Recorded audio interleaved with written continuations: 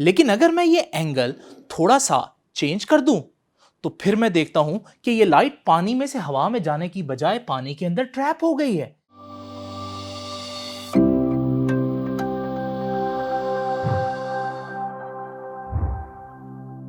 हम जानते हैं कि लाइट ट्रांसपेरेंट मीडियम्स में से पास कर जाती है, जैसे ये लाइट पानी में से पास करके हवा में दाखिल हो गई है।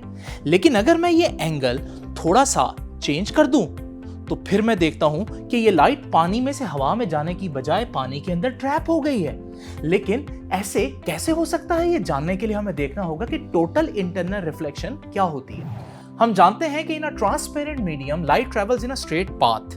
लेकिन अगर लाइट एक मीडियम से दूसरे मीडियम में, जैसे पानी से हवा में दाखिल हो, तो हम देखते हैं कि लाइट अपने स्ट्रेट पाथ से डेविएट कर जाती है और ये बेंडिंग ऑफ लाइट रिफ्रैक्शन कहलाती है।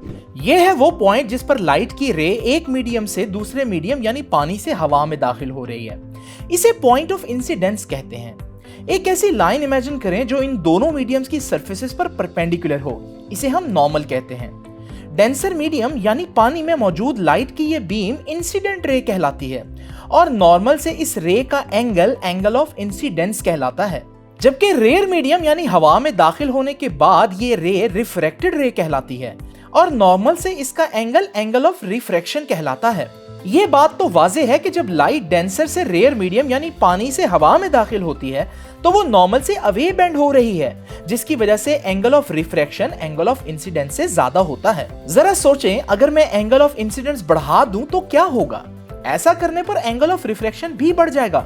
इंसिडेंस एंगल बढ़ाते बढ़ाते एक वक्त आएगा जब लाइट की ये रे मीडियम की सरफेस के पैरेलल हो जाएगी, मतलब इसका एंगल ऑफ रिफ्रैक्शन 90 डिग्री हो चुका होगा। ऐसी सूरत में एंगल ऑफ इंसिडेंस को हम क्रिटिकल एंगल कहते हैं। लेकिन इंटरेस्टिंग बात तब होती है जब मैं angle of incidence critical angle से भी ज्यादा कर दूंगा। ऐसी सूरत में लाइट दूसरे मीडियम में एंटर होने की बजाय पहले मीडियम में वापस रिफ्लेक्ट हो रही है और इसे ही हम टोटल इंटरनल रिफ्लेक्शन कहते हैं। टोटल इंटरनल रिफ्लेक्शन की खास बात यह है कि लाइट बीम ट्रांसपेरेंट मीडियम के अंदर ट्रैप हो जाती है।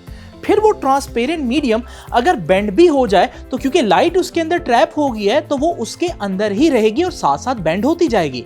लेकिन ये जरूरी नहीं कि ट्रांसपेरेंट मीडियम सिर्फ पानी ही हो, बल्कि इस डेकोरेशन पीस में ये प्लास्टिक के थ्रेड्स हैं जिनके अंदर टोटल इंटरनल रिफ्लेक्शन के जरिए लाइट को एक एंड से दूसरे एंड तक पहुंचाया जा रहा है, जिसकी वजह से आप देख सकते हैं कि बड़ा ही खूबसूरत इफेक्ट भी क्रिएट हो रहा है। ऑप्टिकल फाइबर भी टोटल इंटरनल रिफ्लेक्शन के प्रिंसिपल पर काम करती है। जब हमें लाइट को हजारों किलोमीटर दूर भेजना हो या इनएक्सेसिबल प्लेसेस तक पहुंचाना हो, तो हम ऑप्टिकल फाइबर के एक एंड से लाइट को एंटर करते हैं और बहुत कम लॉसेस के साथ ये लाइट दूसरे एंड पर पहुंच जाती है और यूं हम लाइट को उन जगहों तक पहुंचाने में कामयाब हो जाते हैं जहां आम हालत में लाइट नहीं पहुंच सकती, इवन हमारी बॉडी के अंदर भी। और यही हम करते हैं एंडोस्कोपी में, जिसमें हम इंटरनल ऑर्गन्स में हुआ डैमेज ऑप्टिकल फाइबर से लोकेट करते हैं।